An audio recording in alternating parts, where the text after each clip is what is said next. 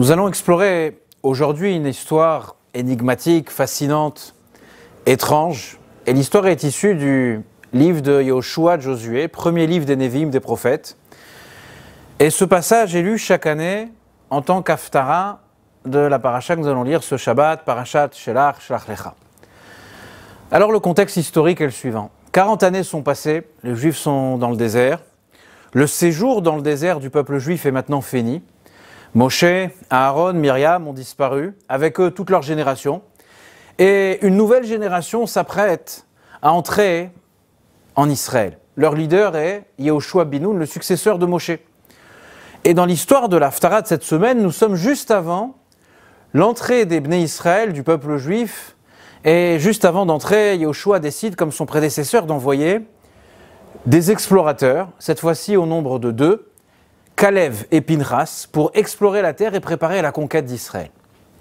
Les espions rejoignent la ville de Jéricho, de Yéricho. Ils se dirigent vers la maison d'une femme qui est nommée dans le Tanakh, qui est nommée dans la Torah comme Rachav Hazona. Il existe sur l'adjectif qu'on rajoute à cette femme Rachav 2 explications. La première, c'est que le mot Hazona vient de Tezuna, nutrition. Elle était aubergiste, un hôtel dans lequel on pouvait également manger. C'est pourquoi d'ailleurs les explorateurs se sont dirigés vers l'hôtel de Jéricho où ils pouvaient dormir et ils pouvaient manger. C'est ce que font les touristes, c'est ce que font également a priori les espions. Il y a une autre explication qui concerne l'adjectif qu'on rajoute à cette femme, au nom de cette femme Rachav, ce qui donne à l'histoire une tournure tout à fait différente. Le Radak, l'un des commentaires, dit la chose suivante. Il explique en citant la Gemara dans Zvachim, le Talmud nous dit que Zona veut dire ici une femme de mauvaise vie, une prostituée. Et dans l'histoire qu'on lit Shabbat, le roi de Yéricho est informé de la présence de 2 espions dans son royaume. Et donc il cherche, il demande à la personne qui est censée tout connaître, surtout. À qui s'adresse-t-il? Il s'adresse bien évidemment à Rachav. Peu importe l'interprétation que vous allez adopter, elle est censée connaître, en tant qu'aubergiste ou femme de mauvaise vie, connaître tout ce qui se passe autour d'elle. Et Rachav dit au roi la chose suivante, « Je les ai vus. » Et de manière surprenante, on pourrait s'attendre à ce qu'elle les dénonce, sa vie est en danger. Qu'est-ce que va faire Rachav? Elle va cacher les 2 espions, Kalev et Pinchas, sur le toit de sa maison, et elle va les dissimuler sous des tiges, des plants de lin, que le texte souligne de manière particulière. Elle dit au roi, c'est vrai, ils sont venus. Je ne sais pas qui ils sont, mais avant le coucher du soleil, ils ont déjà quitté la ville. Rattrapez-les, avant que la nuit tombe, vous pourrez déjà les rattraper et vous pouvez les poursuivre. Faites cela très rapidement. Ensuite, Rachav, une fois qu'elle a échappé entre guillemets au roi, elle monte voir les espions. Elle dit à Kalev et à Pinchas, les 2 espions juifs, je sais que l'Éternel, je sais qu'Hachem vous a délivrés d'Égypte de manière miraculeuse. Vous nous avez tous terrifiés. Les habitants du pays, tous les habitants de ce pays ont perdu courage en entendant que vous approchez de la ville de Jéricho. Nous avons entendu la traversée de la mer, nous avons entendu comment vous êtes sortis d'Égypte, nous avons entendu ce que vous avez fait aux différents rois, Sichon et Og, comment vous avez exterminé leur armée tout entière. Et Rachav s'accorde avec ces 2 espions, et elle va finalement sceller un accord, une alliance avec eux. Elle va leur dire, je vous cache, vous aurez la vie sauve, mais lorsque vos armées entreront dans la ville, je vous demande que ma propre personne et ma famille doivent être préservées. Elle les fera ensuite avec une corde qu'elle va jeter du haut de sa fenêtre, le mur de sa maison étant la muraille, l'enceinte de la ville. Elle va leur dire, vous descendez par la corde, vous allez suivre telle et telle route, et vous aurez ainsi la vie sauve. Voilà pour le contexte voilà la Haftara de cette semaine. Le Talmud dans Zvachim, la Gemara demande, comment Rachav peut-elle parler au nom de tout un peuple? Est-ce qu'elle était la rédactrice en chef du quotidien le plus lu en terre de Canaan à cette époque-là? Comment peut-elle témoigner? Elle peut témoigner au nom de sa propre personne, peut-être de sa famille, peut-être de ses amis ou de ses connaissances. Mais comment peut-elle parler au nom? Tous les habitants sont terrifiés. La réponse de la Gemara est que malheureusement cette femme, qui a connu la pratique qu'on a citée auparavant, Elle a atteint un niveau que depuis, dit la Gemara, depuis l'âge de 10 ans, un très jeune enfant, elle a fait de cela sa profession jusqu'à l'âge de pendant plus de 40 ans.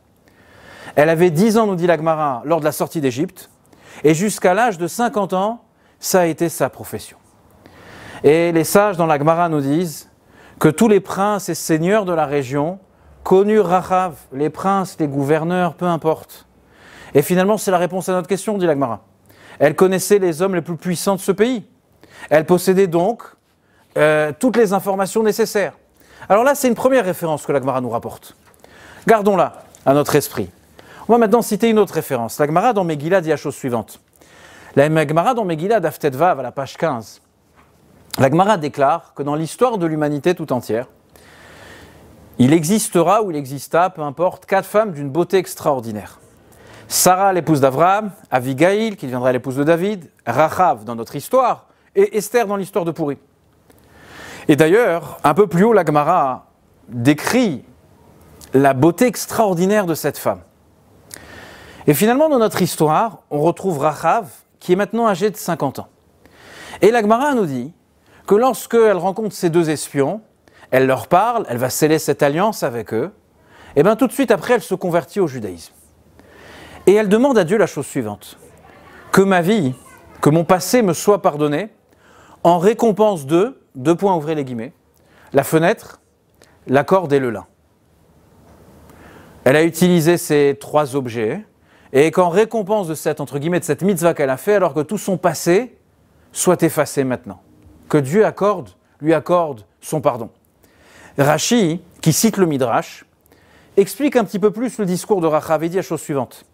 Rachav s'adresse à Dieu, elle lui dit « J'ai fauté par l'intermédiaire de 3 éléments. Permets-moi, mon Dieu, d'être pardonné par ces mêmes 3 éléments. Du lin, une corde et une fenêtre. Pour la faute, elle les a utilisés, dit Rashi, et pour le pardon, pour la tchouva, elle les a utilisés. C'est-à-dire, lorsque elle accueillait ses invités, elle utilisait ces 3 éléments afin de permettre à ces illustres, entre guillemets, illustres invités, visiteurs de venir, d'entrer et de sortir sans se faire remarquer. Alors elle les invitait à grimper avec cette corde et passer par la fenêtre. Et lorsque les dignitaires lui rendaient visite, pour ne pas être... ils ne pouvaient pas se permettre d'être vus, leur visite devait rester secrète, alors la corde leur permettait d'escalader et d'atteindre la fenêtre de Rachav. Discrétion absolue, assurée par Rachav. Certaines fois, parce qu'après tout c'était aussi une auberge, où il y avait des gens plus classiques qui rentraient dans cette auberge, les dignitaires qui venaient pour utiliser les services de Rachav voulaient se cacher, alors Rachav utilisait ces tiges, ces plants de lin pour les cacher, pour les dissimuler. Maintenant, à l'âge de 50 ans, encore une fois, elle fait la rencontre de ces espions juifs. Elle comprend ce qui est en train de se passer. Elle utilise les mêmes éléments qui lui permettaient auparavant de fauter et qui maintenant lui permettent de cacher ces espions juifs. Elle les dissimule sous le lin, elle leur indique la fenêtre et elle jette la corde pour qu'ils puissent s'évader maintenant, s'enfuir. Et maintenant, on comprend un petit peu le message qu'elle adresse à Kadosh Baruch Hu, le message qu'elle adresse à Dieu. Il y a encore une autre déclaration du Talmud, encore une autre référence qui est tout à fait étonnante. La même Gemara dans Megillah, une page plus tôt, dit la chose suivante, qu'elle se repentit, se convertit, et ensuite se maria avec Yoshua, avec Josué. Oui, vous avez bien entendu, elle s'est mariée avec le leader de Moshe Rabbeinu, le leader de Moïse, l'actuel leader du peuple juif. Et le Talmud continue et nous dit qu'en fait, 8 de nos prophètes dans notre histoire, on a eu une multitude de prophètes, mais 8 d'entre eux sont les descendants de cette union de Rachav et Yoshua. Parmi les plus connus, Yecheskel, Yermia et Hulda. Ézéchiel, Jérémie et la prophétesse qui s'appelait Hulda sont tous des descendants de Rachav. D'ailleurs, on voit dans le texte, dans Yecheskel, dans Ézéchiel, que la communauté, les personnes qui évoluaient autour de Yecheskel se moquaient de son ascendance en lui disant « Tu te considères comme un grand rabbin, un grand prophète, un grand tzaddik, parle-nous un peu de la biographie de ta grand-mère, parle-nous un peu de quelle était sa profession. » Et c'est pour ça d'ailleurs dans Yecheskel que le verset a besoin de souligner l'ascendance de Yecheskel pour assurer entre guillemets sa dignité. Et la même Gemara nous dit la chose suivante, que la teshuva, le repentir, est plus grand que la prière. La Gemara s'explique. Moshe pria maintes et maintes fois pour entrer en Eretz Israël. Dieu va lui interdire d'entrer en Israël. Dieu va lui interdire de découvrir la terre d'Israël. Et Dieu va prier sans cesse et sans cesse. Et Dieu n'acceptera pas cette prière. La Gemara dit par contre, Achav se repentit et Dieu accepta la prière. D'où la formule de la Gemara, la tchouva est plus grande, le repentir est plus grand que la prière, que la tfila. Et les sages continuent et demandent, mais pourquoi cette femme s'appelait Rachav? Entre guillemets, ou sous-entendu, est-ce que le nom de cette femme comprend en lui un message particulier? Le mot Rachav en hébreu veut dire largesse. En fait, cette femme a eu cette force que durant sa vie, elle a su se révolutionner et élargir les mérites qui sont les siens pour qu'elle puisse devenir la mère, la grand-mère de ces 8 prophètes. Voici donc, on a cité ici quelques références très rapidement de quelques passages de Gemara de Talmud qui nous permettront maintenant de comprendre quelques points qui sont bien évidemment, je l'imagine que vous y pensez déjà, comprendre quelques questions qui sont bien évidemment évidentes. Pour reprendre, Rav se repentit et se convertit après 40 années de réussite glorieuse dans son domaine. Elle décide d'ouvrir une nouvelle page dans sa vie. Très bien, je l'accepte et ça la regarde et tant mieux pour elle. Mais de là à aller se marier avec le grand rabbin, aller se marier avec le successeur de Moshe Rabbeinu, aller se marier avec Yoshua bin Nun, la situation elle est pour moi difficile. Imaginez-vous le chatran, vous savez l'entremetteur qui présente le garçon à la fille au garçon, qui appelle, la mère elle vous appelle pour votre fils pour lui trouver un très beau shidduch, elle lui dit j'ai une fille de, j'allais dire très bonne famille mais c'est un peu difficile, j'ai une fille très très bien à vous présenter, c'est Rachav Azona. Si vous ne lui raccrochez pas de suite, je serais étonné. Imaginez-vous les rumeurs aux fiançailles de Rachav et d'Yoshua. Imaginez-vous la réaction de la mère, je plaisante bien évidemment, la réaction de la mère d'Yoshua qui doit lui dire à Wouldi, qu'est-ce que tu es en train de faire? Ça ne se fait pas dans notre famille de faire une telle chose. La question, elle est gigantesque finalement. Comment Yoshua vient se marier avec cette femme? Quand bien même elle se repentit, elle décide de changer de vie, c'est tout à son honneur, mais de là à devenir la matriarche d'un nombre important de nos prophètes et d'être l'épouse de Yoshua, c'est quelque chose qui est difficilement compréhensible. Alors on lit le texte. Ce Shabbat, vous lirez la Haftara lorsqu'elle sera récitée. Dans la plupart des éditions, vous avez la traduction en français. D'ailleurs, c'est un passage qu'on étudie aussi à l'école. Et on ne comprend pas encore autre chose. On ne comprend pas pourquoi le texte insiste sur la corde, le lin et la fenêtre, peu importe l'ordre. On va dire le lin, la fenêtre et la corde. Pourquoi finalement ces 3 éléments deviennent l'histoire? Pourquoi les sages, dans leur interprétation dans la Gemara, considèrent que ça devient ils deviennent des éléments essentiels dans notre histoire? Plus que cela, comment la repentance de cette femme passe par cela?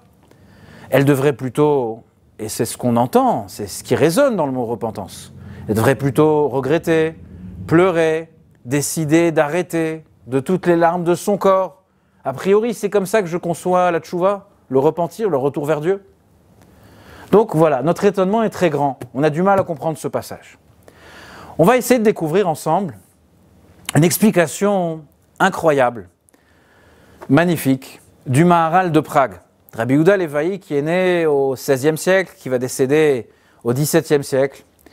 Un texte qui a été écrit il y a plus de 500 ans maintenant, mais qui décrit une situation, ou des situations, que malheureusement, nous pouvons nous aussi connaître aujourd'hui.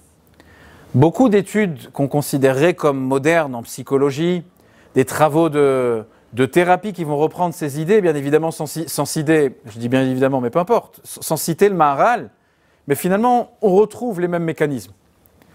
D'après le Maharal de Prague, le lin, la corde, la fenêtre ne sont pas 3 objets anodins.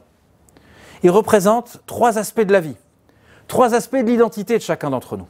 3 manières comment nous sommes capables d'expérimenter intérieurement et comment nous sommes capables de choisir des chemins de vie. Des chemins qui vont nous développer, on va trouver réalisation à travers ces voies, ou des chemins qui vont simplement venir nous détruire. Et le Maharal développe son idée. Parlons tout d'abord du lin, dit le Maharal. Le lin dans la Torah est appelé Bigdebad. Un mot qui revient au sujet du Kohen, qui le jour de Yom Kippour porte des habits de lin. Et il dit, le Maharal explique que le mot, le lin en hébreu, bigdebad, c'est issu de l'évad, seul. Pourquoi le lin représente la solitude? Voilà ce qu'il explique. Que la plante de lin ne se divise pas en branches comme d'autres plantes. Chaque plant grandit seul. La Torah considère que ce sont des plantes isolées. Le lin est une plante qui est seule. La fenêtre, le Maharal nous explique qu'une fenêtre, c'est la possibilité de voir en dehors, de chercher et de trouver d'autres réalités en dehors de notre environnement le plus proche. C'est la capacité qu'a l'être humain de s'ouvrir à une réalité autre que lui-même. La corde, c'est l'objet qui permet de connecter deux entités. C'est l'objet qui permet de monter, comme dans l'histoire de Rachav, on peut escalader, gravir et monter, atteindre la fenêtre, et on peut descendre. La corde, c'est le mécanisme du lien. Donc qu'est-ce que nous avons ? On a ici une plante qui est seule, qui est isolée, on a une possibilité de voir au dehors, et on a une possibilité de connexion, une possibilité de pouvoir se lier à un autre objet, ou à une autre réalité, ou à une autre personne. Rachav, pendant 40 ans, on peut la considérer, on peut la définir, la critiquer, et à très juste titre. Comme une femme, comme on dit en français, une femme de mauvaise vie. Investie dans ce qu'il y a de plus mauvais, dans ce qu'il y a de plus immoral pour nous, et dans les pires transgressions. On peut trouver aussi une autre perspective dans la vie de Rachav, qui est différente, mais qui ne rejette pas la première perspective qu'on vient de citer, mais qui donne un certain contexte. Qu'est-ce qui motiva Rachav, très jeune enfant, à donner sa vie physique, morale, émotionnelle, spirituelle, dans une vie de déchéance incroyablement difficile? Qu'est-ce qui fait qu'elle puisse atteindre un niveau si bas et de manière si intense? Si on fait attention, et le Maharal nous invite à réfléchir de cette manière, et lorsqu'on apprend, on étudie la chassidoute, on comprend que finalement, les idées, les faits, les histoires qui sont véhiculées dans la Torah sont ici des mécanismes psychologiques, intellectuels. Et lorsque on met de côté un petit peu l'extérieur et qu'on s'attache à l'âme du sujet, on va retrouver des mécanismes qui existent de manière bien moins violente, Baruch Hashem, grâce à Dieu, dans notre vie. Mais finalement, c'est certaines formes d'existence qui existent parmi nous. Donc l'idée, le mécanisme peut s'exprimer et s'interpréter de 1000 façons différentes, et c'est quelque chose, un message qui nous touche. Bien évidemment, je l'espère, pas tout le monde ne vit dans l'extrême gravité qu'a été la vie de Rachav de l'âge de 10 ans jusqu'à l'âge de 50 ans. Mais il y a certaines idées qui sont véhiculées, d'où le message de l'Haftarah de ce Shabbat, qui sont valables pour nous. Le Maharal dit que tout commence par le lin. Le lin, c'est cette plante isolée. Bigdebad, l'évad, elle reste seule. À un moment ou à un autre de notre vie, on se sent comme une créature seule au monde. Nous désirons, nous attendons à créer des liens. Je veux un lien avec des objets, avec des personnes. Cette connectivité qui est censée exister, il y a un moment où elle me manque, elle n'est pas là pour moi. Et au plus profond de notre existence, on a le besoin de remplir ce qui s'appelle la solitude. Sinon, on ressent une souffrance, une peine qui est incroyable. Seul, quand je parle de solitude, quand je parle d'une personne seule, c'est pas qui est physiquement seule, sans famille, sans connaissance aucune, qui vit dans un désert. Seul, ça ne veut pas dire que j'ai pas 4000 amis sur Facebook.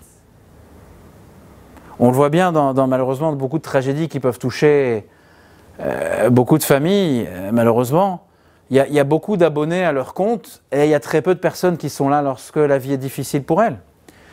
Avoir un compte Facebook où il y a beaucoup d'abonnés ne veut pas dire que je ne suis pas seul, ne veut pas dire que je suis accompagné dans la vie. Une personne, elle peut être même très sociale. Elle peut inviter chez elle d'autres personnes, elle peut se faire inviter, mais intérieurement, elle reste seule. Je parle d'un sentiment intérieur d'une personne qui sourit en extérieur, mais qui se trouve être seule. Donc la première étape, c'est la solitude. J'ai du mal à adresser ce sujet. J'en souffre, c'est difficile pour moi, je me sens seul au monde. Je suis accompagné d'un époux, d'une épouse, d'une famille, de parents, d'amis, mais finalement, au fond, terriblement, je me sens seul. La prochaine étape, c'est que lorsque je me sens seul, j'essaye de créer une fenêtre à l'intérieur de cette muraille. Je me sens enfermé. Cette fermeture qui me sépare des autres. Je cherche à créer une fenêtre qui représente finalement une vision de vie basée sur mon isolement et ma solitude. Cette solitude, elle se développe par ma vision des choses. Je vis seul, je me sens mal, je souffre, la personne souffre. Et finalement, elle va développer un regard sur le monde qui va être déformé. Et elle cherche dans son cœur, dans son esprit, à ouvrir une fenêtre et regarder à l'extérieur. Est-ce qu'il y a autre chose? Est-ce qu'il y a une autre personne avec qui je peux me connecter? Est-ce qu'il y a est-ce qu'il y a un cachet? Est-ce qu'il y a une solution pour que rapidement je peux enlever, alléger la peine, l'anxiété, les traumatismes qui sont les miens, le tourment de ma solitude? Et ensuite, la troisième étape, nous dit le Maharal de Prague, lorsque j'ai le lin, j'ai la fenêtre, et bien ensuite, lorsque j'ai trouvé l'objet ou la personne avec qui je veux me connecter, alors je lui jette la corde pour pouvoir me lier à lui. Donc je commence par le lin, je me cache sous le lin, je cache cette solitude. Ensuite, je cherche à créer cette fenêtre, je cherche à me défaire de cette anxiété, et je cherche à créer une relation avec un autre objet, avec une autre personne, et je jette cette corde.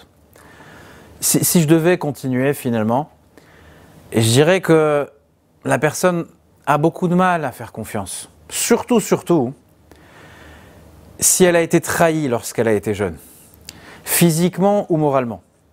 Particulièrement, les abus que de jeunes personnes, ou moins jeunes finalement, peuvent subir, des abus qui sont physiques, qui sont moraux. Je profite de le dire au passage, et on en reparlera une autre fois. Tant qu'ils ne sont pas dénoncés, on restera dans le même souci. On restera dans le même problème, la victime sera une victime non avouée qui deviendra, malgré elle, presque l'agresseur. Mais les abus subis, qu'ils soient moraux ou physiques, vont venir atteindre le plus profond de l'existence de la personne. Et si elle fait plus tard le choix de faire confiance à nouveau et qu'on la blesse, elle se sentira trahie et blessée au plus profond d'elle-même. Et vous aurez ensuite une personne qui est totalement abandonnée. En extérieur, la personne, elle est présentable, belle, talentueuse, elle a l'air de réussir, elle a l'air d'être parfaite, mais dans la vie de cette personne, je l'ai vu de mes propres yeux, j'ai essayé d'accompagner certaines personnes dans ce voyage de la vie qui est extrêmement difficile, et un jour, la peine, le doute, la souffrance émergent. Il n'y a plus de confiance en soi, on vit une solitude absolue, et même lorsqu'on est en face et qu'on essaye d'aider, on n'a pas le message, c'est difficile pour nous. D'autre part, au début de la Torah, Dieu déclare qu'il n'est pas bon pour l'homme, pour l'être humain, d'être seul. Et le Maharal demande, mais qu'est-ce que je peux faire lorsque c'est le cas? C'est pas bon d'être seul. Mais si c'est le cas, je ressens de la solitude au plus profond de moi-même. Et souvent, les personnes qui sont victimes d'abus, qui ont été trahies souvent par les membres les plus proches de leur famille, se sentent, elles perdent leur famille, elles perdent leur dignité, elles perdent la confiance en elles-mêmes. Mais entre guillemets, elles me disent aussi qu'elles perdent Dieu aussi dans le voyage. Elles perdent leur conscience. Et ces personnes sentent qu'elles n'ont plus de parents, elles n'ont plus d'amis, elles sont véritablement seules. Alors, elles regardent par la fenêtre, elles jettent un regard. La fenêtre, elle est souvent voilée. La fenêtre, elle peut être déformée. Pourquoi? Parce qu'on a une personne qui est en souffrance, de manière terrible, qui essaye de trouver une manière de se rétablir, et que finalement le traumatisme de sa vie vient déformer la réalité qui est à l'extérieur. Le même Maharal demande comment gérer cette solitude. Il dit d'abord, est-ce que je reconnais que je suis seul? C'est un exercice qui est douloureux. Certaines personnes, beaucoup d'entre nous, refusent de le dire. Parce que finalement, j'ai peur de poser le contexte, parce que si je pose le contexte, ça me placera dans ce contexte. Et je fais tout pour éviter. Alors qu'est-ce que je fais pour rétablir la situation? Qu'est-ce que je dois faire pour être capable d'aimer, d'être aimé? Qu'est-ce que je fais pour, peu importe comment on peut l'interpréter, mais de ressentir la validation, entre guillemets, qu'une relation elle peut offrir? Comment lutter contre cette solitude existentielle sans utiliser des mots trop sophistiqués, mais un mal que nous connaissons tous finalement? Rachav, pour revenir à l'Haftara, Elle répond à la solitude et travaille 40 ans pour lutter contre cela. Nous ouvrons des fenêtres, nous cherchons des solutions faciles, rapides, superficielles, pour évacuer le vide que nous ressentons. On cherche des voies pour éclipser le vide, pour éclipser la solitude. On cherche des solutions qui ne demandent pas de travail de soi, qui ne demandent pas de loyauté, qui ne demandent pas de discipline, de profondeur, de transcendance, d'effet moral, spirituel. Je veux me sentir mieux, je veux me sentir mieux tout de suite. On ne cherche pas, lorsqu'on est dans ce point de souffrance, de vision, on ne cherche pas d'engagement, on ne pense pas aux conséquences à long terme. On ne cherche pas de vérité sur le temps. On cherche une gratification instantanée et l'illusion d'être connecté, d'avoir de la valeur et de se sentir aimé. Et je profite de l'occasion qui est la mienne de dire que ce cours sur l'Haftara, il a été donné ici au Beit Chabad il y a quelques années, un été, Shabbat après-midi, et il est issu intégralement de ce que le Rav Yossi Jacobson, sur son site internet, nous a permis de comprendre. Et je le remercie et le félicite pour cela. Bien évidemment, et c'est une chose qui arrive très souvent, on a de jeunes personnes qui vont venir s'attacher à des garçons, à des filles, avoir des amis qui sont très peu recommandables. Lorsqu'on rencontre de jeunes garçons, de jeunes filles, à qui on demande pourquoi avoir de fréquentation si peu recommandable, les jeunes vont vous dire la chose suivante, je veux me sentir valable, je me sens exister quand je suis avec eux. Certains, pardonnez-moi l'expression, vendent leur corps au diable, leur esprit, leur authenticité, leur cœur. Et pour Rachav, c'est par des relations immorales, pas que pour l'argent, mais pour sentir que la personne existe. Certaines personnes se dirigent et se réfugient dans toutes sortes d'addictions, peu importe lesquelles, pour s'échapper quelques instants à cette solitude qui crée une peine incroyable. Mais malheureusement, le fonctionnement est le suivant. Plus nous nous sentons seuls, plus on se doit de combler le manque. Et plus nous le comblons, et plus le manque grandit. Et finalement, on ne s'en sort pas. Le petit problème devient un problème qui rend ma vie impossible. Faisons attention à un point. Nous avons tous des inclinations, des pulsions qui tentent de nous diriger vers certains objets, certaines personnes, certains comportements, certaines expériences. On est à la recherche, nous sommes à la recherche de toutes sortes de liens, de toutes sortes de cordes qui seraient capables de créer un lien. Si seulement j'avais tel objet, telle personne, alors ma situation serait réglée. Maintenant, la clé est de comprendre que ces inclinations et ces pulsions, faites attention à ce que je dis, ne doivent pas être à tout prix évitées. Elles n'ont pas l'air aussi négatives que ce qu'on pense. L'acte en lui-même est répréhensible, il est à source, c'est la pire des transgressions. C'est pas sur ça que je veux m'arrêter. Nous sommes tous assez francs et honnêtes pour dire que c'est la pire des choses. Mais finalement, ces actions, qu'est-ce qu'elles expriment?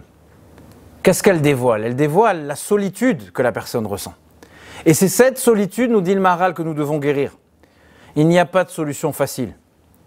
Il va falloir chercher au fond de soi.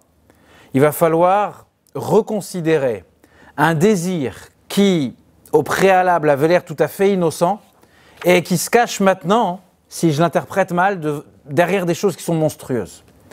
C'est pourquoi certaines personnes qui sont réellement, objectivement, si sensibles et profondes, tombent si bas. Leur profondeur, quelque part, les entraîne vers toute forme d'addiction. On ne vient pas ici les excuser, on vient ici essayer de comprendre quelque chose.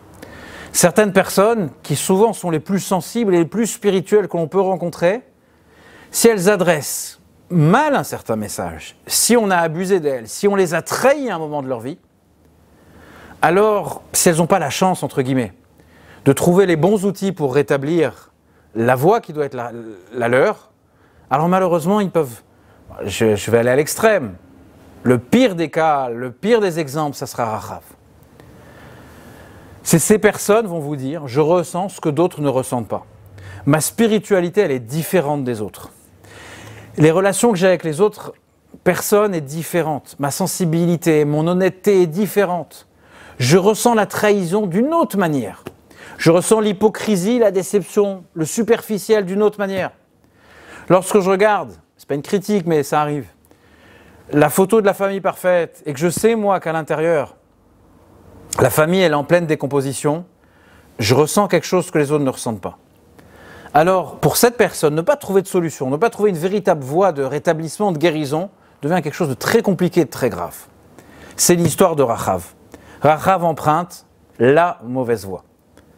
Mais son nom, dit la Gemara, indique quelque chose de très spécial, que l'âme de Rachav est une âme d'une très grande envergure.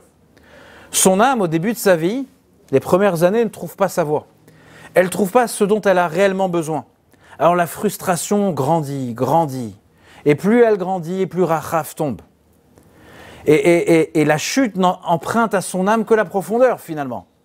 Et l'anesthésie qu'elle essaye d'adresser à sa propre personne, à son propre corps, elle est tous les jours plus intense. Parce que tous les jours, il va falloir rajouter. Parce que la dose d'hier n'est pas assez suffisante, il va falloir ici rajouter quelque chose de plus intense, quelque chose de différent, quelque chose de plus atroce encore. Comme le dit le roi Salomon, l'homme le plus intelligent de nous tous, accroître sa science, accroître sa conscience, c'est accroître sa peine. C'est pas qu'il ne faut pas développer sa conscience, mais c'est que plus on comprend, mieux on comprend et plus on est sensible.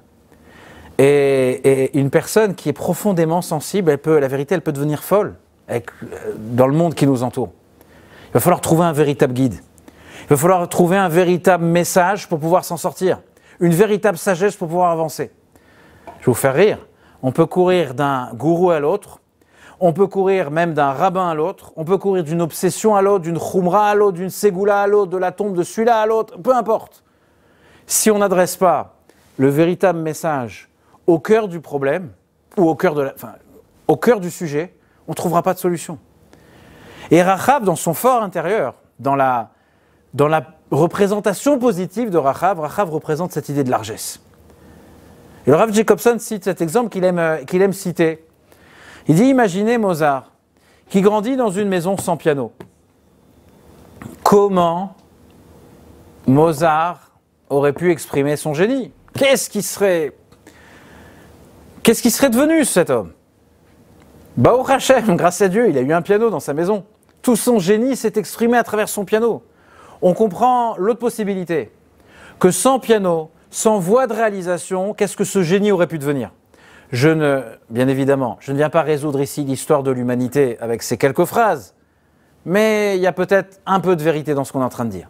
Et que finalement, chaque être est un artiste, chaque être est un Mozart.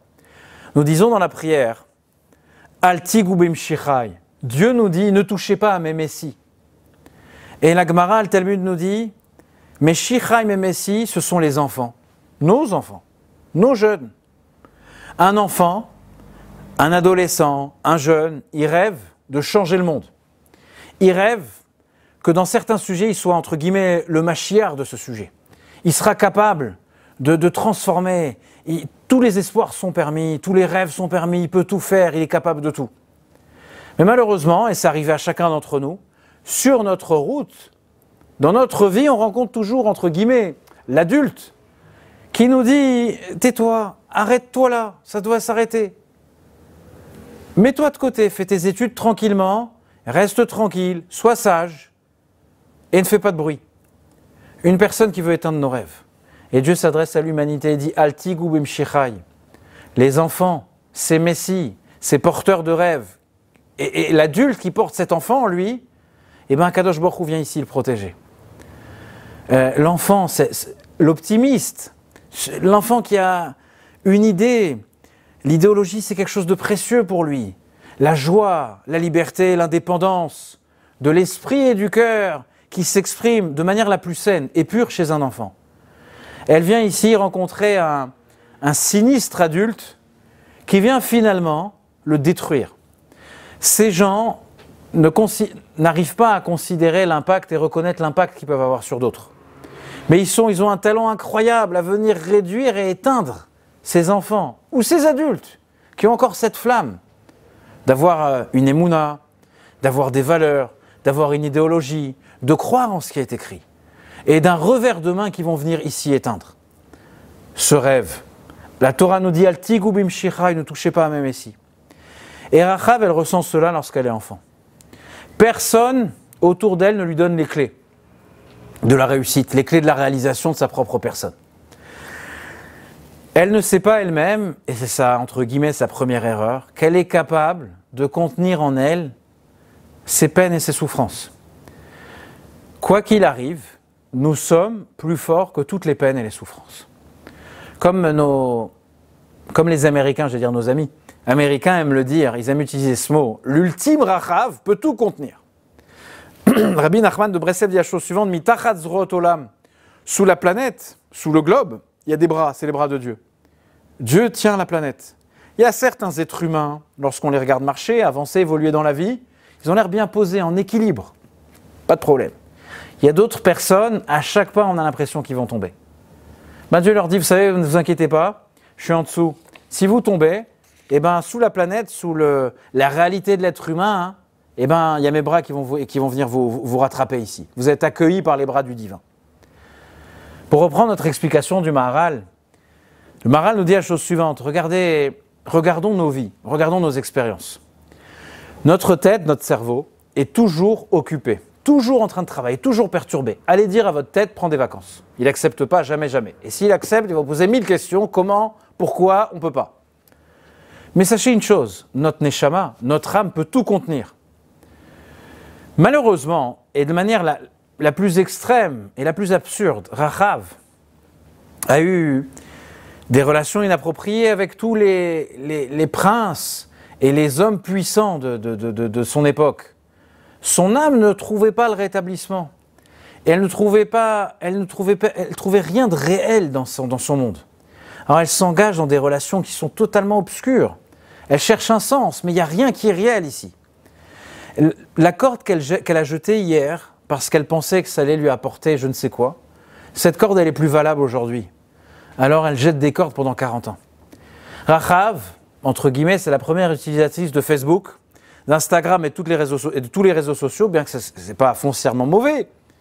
Elle a des dizaines de milliers de followers, mais elle n'est pas attachée à quelqu'un d'autre de manière réelle, de manière authentique. Une relation authentique, et d'ailleurs, les agresseurs de ces propres personnes ne comprennent pas un mot de ce qu'on est en train de dire. Une relation authentique, elle se cultive, elle se travaille. C'est un long travail. C'est quelque chose de difficile, mais c'est quelque chose de vrai. C'est un véritable bonheur, c'est un véritable réconfort.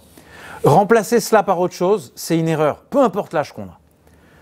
La plus grave avéra, la plus grave faute que l'on peut faire envers soi-même, c'est de se trahir. C'est d'accorder sa sensibilité, c'est d'accorder son authenticité à autre chose que ce que ma neshama attend de moi-même. Elle avait 10 ans, elle a emprunté une mauvaise voie pendant 40 ans, jusqu'à l'âge de 50 ans. La plus belle femme de l'humanité, dit l'Agmara. C'est pas moi, c'est l'Agmara. Et elle rencontre un jour 2 espions, 2 émissaires, 2 shluchim de Yoshua, du leader de la génération. Dans un livre, un sefer très connu, qui existe d'ailleurs en français, je crois, qui traite des Gilgulim, des réincarnations. Je vous l'invite à le lire.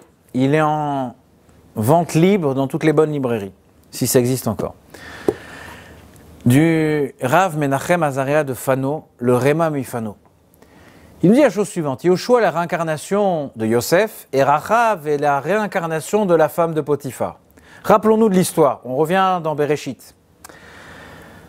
La femme de l'un des ministres de Pharaon a pour serviteur un jeune garçon juif, handsome, le plus beau garçon de l'histoire, qui s'appelle Yosef.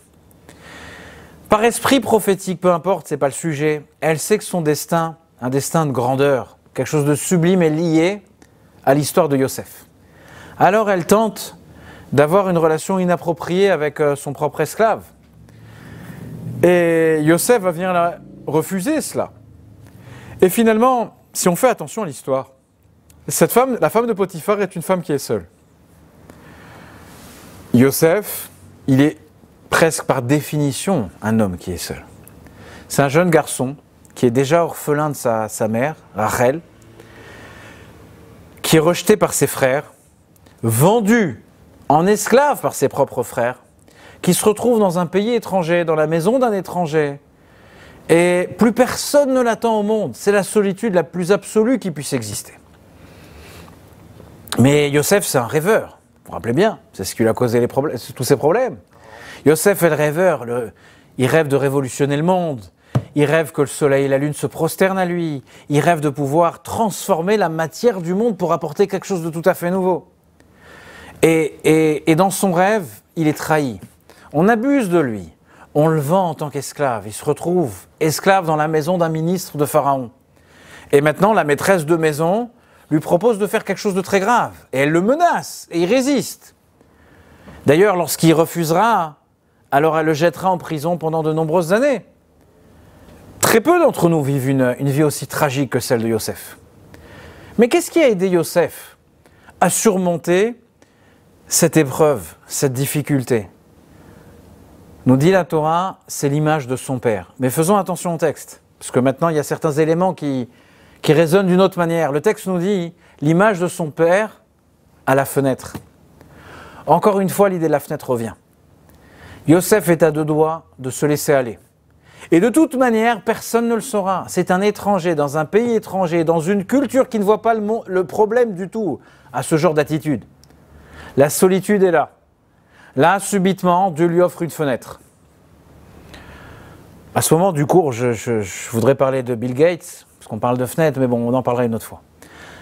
Je redeviens plus sérieux. Alors, Yosef s'enfuit, il utilise cette fenêtre. Qu'est-ce qu'il voit dans cette fenêtre? Il voit l'image de son père. Mais finalement, l'image de son père, elle est gravée dans... L'image de notre propre père est gravée à l'intérieur de chacun d'entre nous. Qu'est-ce qu'il est en train de voir? Dieu lui permet de voir le regard que son propre père a sur lui-même. Il est en train de comprendre comment Yaakov le regarde. Yaakov, rappelez-vous, n'accepte pas les dires de ses enfants que son fils, Yosef, a été dévoré par une bête féroce. Yaakov n'accepte pas que son fils a été éteint par un agresseur qui est venu de l'intérieur ou de l'extérieur. Yaakov dit la chose suivante: mon fils est vivant, mon fils est capable, mon fils est fort. Je continue à lui faire confiance. Yosef, à ce moment, qui est l'un des moments, entre guillemets, les plus décisifs de sa vie, il voit, il comprend, il ressent au plus profond de lui-même le ressenti de son propre père. Son père le considère comme un prince, son père le considère comme une étincelle de Dieu, comme un ambassadeur d'amour et d'espoir sur cette terre, comme le rêveur qui va venir révolutionner l'histoire du peuple juif. Son père, malgré tout et envers tout, a encore et toujours aura confiance en lui. Lorsqu'il comprend cela, alors Yosef refuse. Son père refuse de désespérer de lui, alors Yosef refuse de céder. Yosef refuse de livrer son âme, sa dignité, ce qu'il a de plus authentique à cette personne. En fait, faisons attention à un point. La peine, la souffrance, la solitude de Yosef est toujours là. Mais il y a une fenêtre qui s'ouvre dans sa vie. Je ne sais pas s'il y a des solutions fast-food qui s'offrent à chacun d'entre nous au moment les plus difficiles de notre vie, où ça y est, on prend un cachet, on souscrit à une application sur notre iPhone et ça y est, la solution est là. Non, on a une perspective de vie, on s'inscrit dans un travail qui va être difficile, mais il y a un espoir qui est réel, il y a un espoir qui exprime une consistance qui s'appelle vérité chez nous.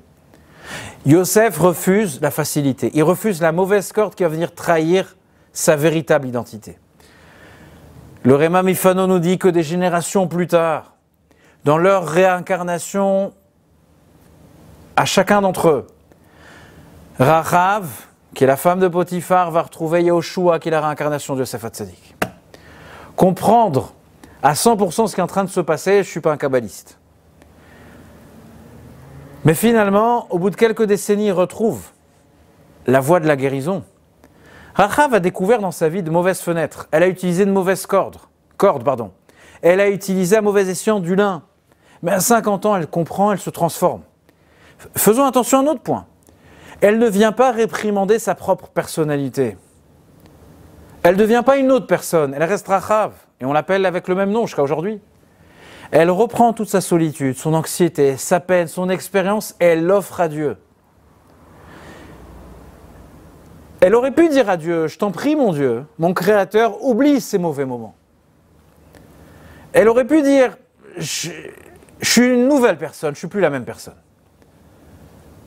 Rachav dit la chose suivante, je suis une nouvelle personne parce que je sais transformer et je sais redéfinir à partir d'une perspective divine mon passé. Maintenant, je comprends que j'ai utilisé à mauvais escient ces trois éléments, le lin, la fenêtre et la corde. Maintenant, je sais que c'est avec ces outils que je vais protéger les espions qui vont mener à bien la conquête d'Eretz Israël, qui vont mener à bien la construction du Beth Amikdash, du temple dans lequel la présence divine va venir ici s'exprimer. Et c'est pour cela, c'est pour la beauté que cette âme peut représenter, que Yoshua, notre leader, va venir se marier avec elle. Parce qu'en fait, finalement, le chemin, on vient de le retrouver. Tout est rétabli ici. Je viens de prendre ce qui a causé, entre guillemets, ma perte, et de trouver qu'ici c'est ma réussite, c'est ma réalisation. Bien évidemment, il y a un enseignement pour chacun d'entre nous dans cette Haftara. Comment permettre à ces trois outils nous attacher avec notre libre arbitre aux bonnes ou aux mauvaises choses. Le choix, bien évidemment, il reste dans nos mains. Et donc, je vous invite ce Shabbat à écouter, à lire la paracha, à lire la Haftara avec une autre intensité. Et j'espère ce Shabbat révolutionner déjà notre vie avec ces éléments. Merci beaucoup à tous et Shabbat Shalom.